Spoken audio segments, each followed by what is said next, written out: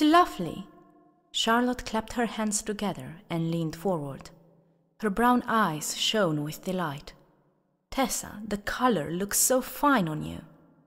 Tessa turned and twisted in front of the mirror. The gold put some much-needed color into her cheeks.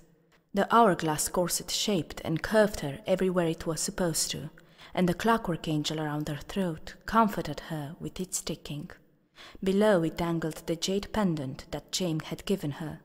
She had lengthened the chain so she could wear them both at once, not being willing to part with either. You don't think, perhaps, that the lace is a trifle too much adornment? Not at all. Charlotte sat back, one hand resting protectively, unconsciously over her belly. She had always been too slim, skinny, in truth, to really need a corset, and now that she was going to have a child, she had taken to wearing tea gowns in which she looked like a little bird. It is your wedding day, Tessa. If there is ever an excuse for excessive adornment, it is that.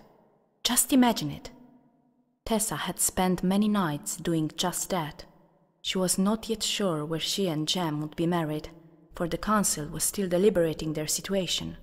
But when she imagined the wedding, it was always in a church, with her being marched down the aisle, perhaps on Henry's arm, looking neither to the left or right, but straight ahead at her betrothed, as a proper bride should.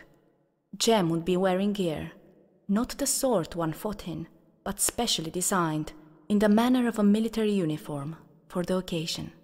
Black with bands of gold at the wrists, and gold runes picked out along the collar and placket. He would look so young. They were both so young. Tessa knew it was unusual to marry at 17 and 18, but they were racing a clock, the clock of Jem's life, before it wound down. She put her hand to her throat and felt the familiar vibration of her clockwork angel, its wings scratching her palm. The seamstress looked up at her anxiously. She was mundane, not Nephilim, but had a sight, as all who served the shadow hunters did. Would you like the lace removed, miss?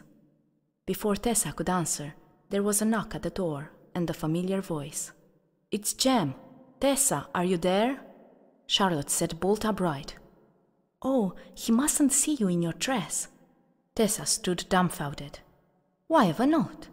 It's a shadow hunter custom. Bad luck. Charlotte rose to her feet. Quickly, hide behind the wardrobe. The wardrobe? But...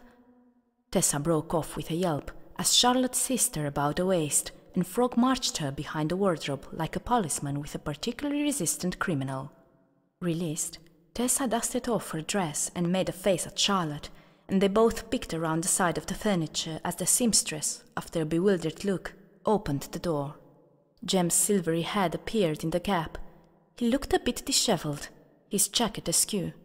He glanced around in puzzlement before his gaze lighted on Charlotte and Tessa, half concealed behind the wardrobe.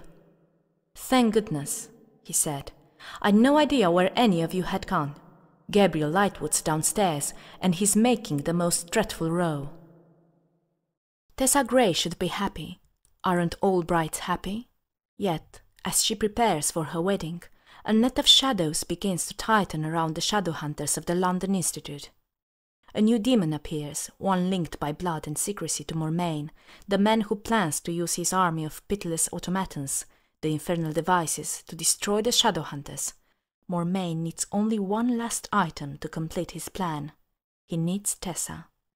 Charlotte Branwell, head of the Institute, is desperate to find Mormain before he strikes, and Jem and Will, the boys who lay equal claim to Tessa's heart, will do anything to save her, for though Tessa and Jem are engaged, Will is still in love with her. Danger and betrayal, secrets and enchantment, and the tangled threads of love and loss intertwine as the shadow hunters are pushed to the very brink of destruction in the breathtaking conclusion to the Infernal Devices Trilogy.